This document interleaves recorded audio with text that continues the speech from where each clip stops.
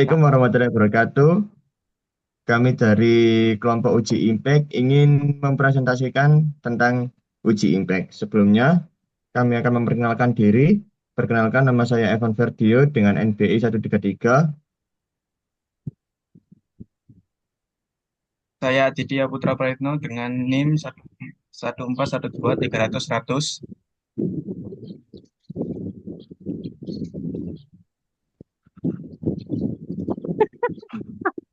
Iya, Sama meneng-menengan itu. menang-menang kan lo. Ya bisa. Eh, Evan, Evan, ya, Evan. Balik ah. Evan, Ya Evan, Evan Evan. di podcast eh, aku.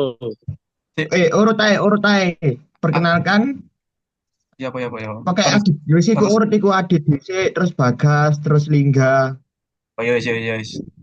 Balik, Oke, oke, balik oke. opening. Kan. Balik opening. Assalamualaikum warahmatullahi wabarakatuh. Kami dari kelompok Uji Impact, kami akan melakukan presentasi tentang Uji Impact mata kuliah material teknik. Sebelumnya, perkenalkan kami nama-nama anggota kelompok kami. Oke, saya Aditya Putra Praetno dengan NIM 1412300. Perkenalkan, saya Bagas Satria dengan NIM 1412300 Saya Lingga Bayu Ajitri Wicaksono 1412300 132. Saya Evan Verdio dengan NIM 14 12 300 133. Oke, pertama saya akan menjelaskan apa itu definisi uji impact. Eh, Definisi uji impact. Pengujian uji impact merupakan suatu metode pengujian yang bisa digunakan untuk mengukur ketangguhan dan kapasitas penyerapan energi dari suatu material ketika terkena benturan atau gaya tumbukan secara tiba-tiba. Tujuan dari pengujian ini adalah untuk mengetahui seberapa baik suatu material dapat menahan tekanan yang secara tiba-tiba sebelum terjadi kerusakan, seperti retak atau pecah. Pengujian impact sering dilakukan untuk mengevaluasi sifat mekanik material, seperti kekuatan, keuletan, dan ketahanan retak. Dalam kondisi ekstrim, tidak dapat diprediksi dengan pengujian beban statis tradisional. Bentuk pengujian ini membantu memastikan bahwa material yang digunakan dalam struktur dan komponen penting cukup tahan terhadap kondisi yang tidak terduga, sehingga dapat menjadi penting dalam industri. Oke, ini tujuan uji impact.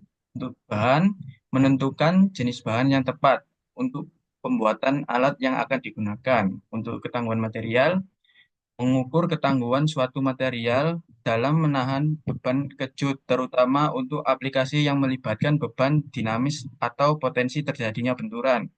Jenis fraktur, menganalisis jenis fraktur yang terjadi pada material saat terkena beban kejut. Apakah fraktur tersebut bersifat ulet atau ductile atau getas, brittle. Mengidentifikasi dan evaluasi.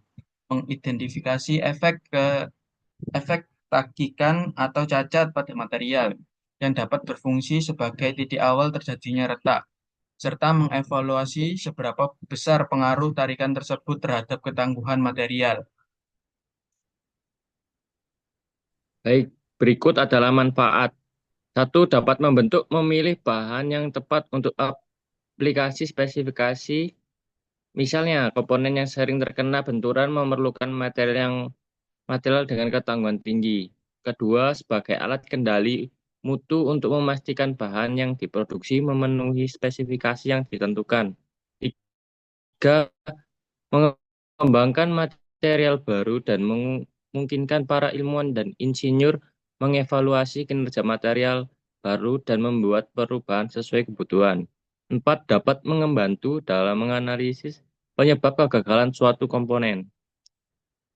Setelah itu, jenis pengujian, metode IZOT. Metode IZOT merupakan pengujian impact yang dilakukan dengan meletakkan spesimen uji secara vertikal dan menjepitnya pada salah satu ujungnya. Energi yang diserap oleh spesimen diukur saat pendulum yang diayunkan memukul spesimen di area tagikan notch yang terletak dengan ujung yang tidak dijepit. Metode CHARPY. Metode CHARPY adalah uji dampak destruktif di mana sampel ditempatkan secara horizontal dan dipegang pada kedua ujungnya. Energi yang diserap sampel saat patah diukur menggunakan pendulum yang memukul sampel di belakang taktik. Cara ini banyak digunakan di Amerika Serikat dan beberapa negara lainnya, termasuk Indonesia. Ini dia dokumentasi hasil dari perbedaan metode ISO dan metode CHARPY.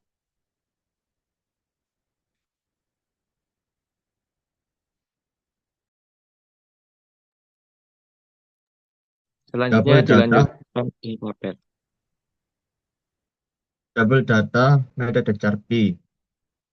Yang pertama, bahan menunjukkan jenis atau kode bahan yang diuji. Yang kedua, P, panjang spesimen yang diuji dalam satuan milimeter. Yang ketiga, T, lebar spesimen yang diuji dalam satuan milimeter. Yang keempat, T, ketebalan spesimen yang diuji dalam satuan milimeter. Yang kelima, H, tinggi spesimen yang diuji dalam milimeter. Yang keenam, T besar, temperatur suhu spesimen yang diuji dalam derajat Celcius. Yang ketujuh, luas atau L kali H adalah luas penampang spesimen yang diuji dalam milimeter persegi dengan mengalikan antara lebar kali tinggi spesimen yang diuji. Yang kedelapan, E, energi yang diserap oleh spesimen selama uji dalam satuan Joule. Yang kesembilan ada HI atau harga impact dalam satuan Joule per milimeter persegi. Dihitung dengan membagi energi yang diserap dengan luas penampang. Jadi rumusnya HI sama dengan E per A. Yang ke-10, bentuk permukaan patahan. Menunjukkan hasil permukaan patahan spesimen, apakah ulet, getas, atau lainnya.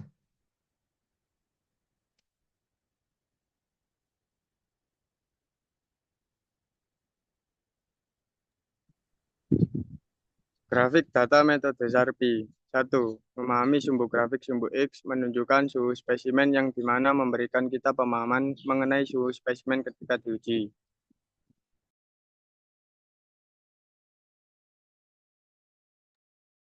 Sumbu Y menunjukkan nilai harga impact yang dimana memberikan kita pemahaman mengenai harga impact spesimen ketika sudah diuji. 2. Energi yang lebih tinggi berarti material tersebut lebih tangguh. 3. Puncak tertinggi. Peak puncak pada grafik menunjukkan titik di mana material menyerap energi paling besar sebelum mulai patah. 4. Sudut atau kemiringan grafik.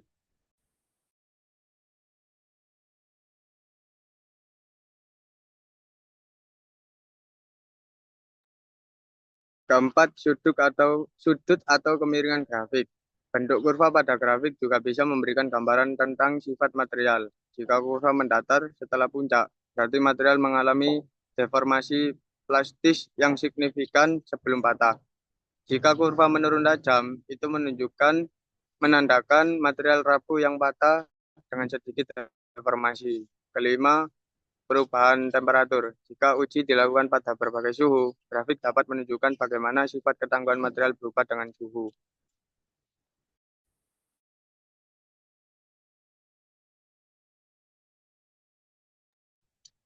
Sekian presentasi dari kelompok kami. Apabila ada kesalahan kata, mohon maaf.